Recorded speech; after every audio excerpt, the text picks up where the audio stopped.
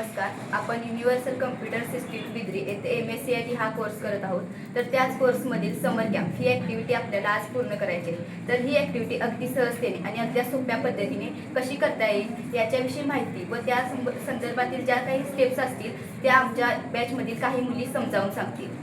चला तर आपण आता ॲक्टिव्हिटीकडे वळूया. आपली ॲक्टिव्हिटी MS वर्डमध्ये असल्यामुळे आपण सर्वप्रथम MS वर्ड ओपन करूया. वर्ड सर्च करा आणि आपण आता वर्डमध्ये एंटर करू. मग आपण ब्लॅक डॉक्युमेंटमध्ये एंटर करू. अशा प्रकारे आपलं MS वर्ड ओपन झालेलं आहे.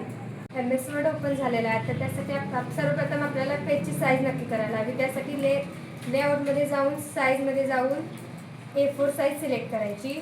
नंतर पेज सेटअपमध्ये सर्व मार्जिन 0 करून घ्यायच्या.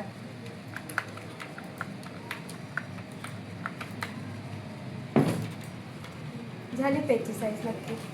आपलं पेज सेटअप झालेलं आहे. आपण पेजला बॅकग्राऊंड कलर करण्यासाठी आपण डिझाईन हा ऑप्शन आहे. इथे जाऊन आपण पेज कलर हा ऑप्शन सिलेक्ट करणार आहोत. ह्यात आपल्याला कलर फॉन्ट दिसतील वेगवेगळे. यातून आपला कोणताही कलर सिलेक्ट करायचा आहे.